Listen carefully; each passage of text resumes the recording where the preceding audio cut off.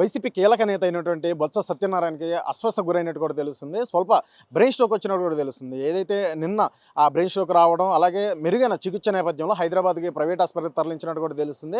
City neuro హాస్పిటల్‌లో తనకైతే చికిత్స చేస్తున్న పరిస్థితి. ప్రస్తుతం అయితే తాజా హెల్త్ బులెటిన్ ప్రకారం చూసుకున్నట్లయితే తనకైతే ఎటువంటి ఇబ్బంది అనేది లేదు. ఎవరు కూడా ధైర్యపడొద్దు, ఎవరు బాధపడొద్దు అంటూ కూడా వారి కుటుంబ సభ్యులు, కీలక నేతలు ఎవరైతే తన సన్నిహితులు అందరూ కూడా చెప్తున్న పరిస్థితి అయితే ఉంది. అయితే తను పరామర్శించడానికి వైసీపీ ఎమ్మెల్సీలందరూ కూడా హైదరాబాద్ వెళ్ళినట్టు కూడా తెలుస్తుంది. అయితే ఇప్పటికే తన వద్ద అయితే ఇటు కుటుంబ సభ్యులందరూ కూడా ఉన్న నేపథ్యం అయితే కనిపిస్తుంది. ఏదైతే ఇటీవల 2026 సంబంధించి బడ్జెట్ సమావేశాలు అయితే ప్రారంభమైన నేపథ్యంలో కూడా ఇటు అత్యంత కీలకంగా వ్యవహరిస్తున్నారు. శాసన మండలిలో లీడర్ ఆఫ్ అపోజిషన్ పాత్రలో కీలకంగా వ్యవహరిస్తున్నారు. అలాగే వైసీపీ నుంచి తన యొక్క వెర్షన్ అనేది గట్టిగా వినిపిస్తూ ఇటు మాటలకి అంటే విమర్శలకి ప్రతి విమర్శల నేపథ్యంలో ఇటు వైసీపీ నుంచి కూడా చాలా గట్టిగా సమాధానం చెప్తూ గట్టిగా ప్రశ్నిస్తున్న ఆ తీరు అంతా కూడా చూసుకున్నట్లయితే సో ఏ విధంగా స్ట్రెస్కు లోనవడం కూడా అది ఒక కారణం అంటూ కూడా ప్రధానంగా వినిపిస్తున్న మాట. అలాగే వైసీరీత్యాగ నేపథ్యంగా వస్తుంది.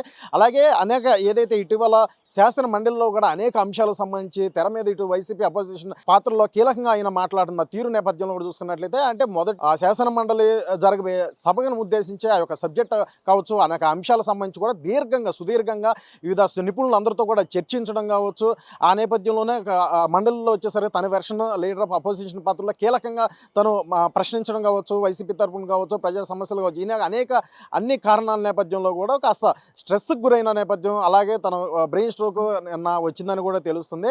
అలాగే ఏదైతే ఇటీవలకు సంబంధించి ప్రధానంగా ఈ యొక్క అంశానికి సంబంధించి కూడా చూసుకున్నట్లయితే ఒక రాజకీయ వర్గాల్లో ప్రస్తుత చర్చ అయితే కొనసాగిన పరిస్థితి కూడా నెలకొందనేది కూడా తెలుస్తుంది. ఏదైతే ఒకవైపు ఇటీవల ఏదైతే ఇది జరిగిన అంశానికి సంబంధించి ఇటు కుటుంబ సభ్యుల నుంచి కూడా వినిపిస్తున్న మాట ఏదైతే ఉందో ఎవరు కూడా అధైర్యపడవద్దు, సో భయపడకండి, సో పరిస్థితి బొత్స సత్యనారాయణ ఒక పరిస్థితి అంతా కూడా నిలకడంగా ఉంది, ఆరోగ్య పరిస్థితి అంతా కూడా అంటూ కూడా వారు ధైర్యం చెప్తున్న పరిస్థితి కూడా ఉంది. సో ఏది ఏమైనా సరే ఈ యొక్క బొత్స సత్యనారాయణ సంబంధించి ప్రస్తుతం ఏదైతే బ్రెయిన్ స్ట్రోక్ ఏదైతే జరిగిందో దీనికి సంబంధించి ఒక రాజకీయ చర్చ అయితే కొనసాగుతుంది. అలాగే అత్యంత కీలకంగా ఒకవైపు మండలిలో కూడా అతను ఏవైతే క్లియర్గా ఇన్డెప్త్గా తనకు ఏదైతే ఆలోచన ధోరణి కావచ్చు, అలాగే మాటలు విమర్శలు ప్రతి విమర్శలు అది కూడా గట్టిగా తన యొక్క గొంతును వినిపించడం కావచ్చు, ఇలా అనేక అంశాల్లో సంబంధించి ఒక స్ట్రెస్ బాగా లోనట్టు కూడా సో ప్రధానంగా కనిపిస్తున్న నేపథ్యం అయితే కనిపిస్తుంది.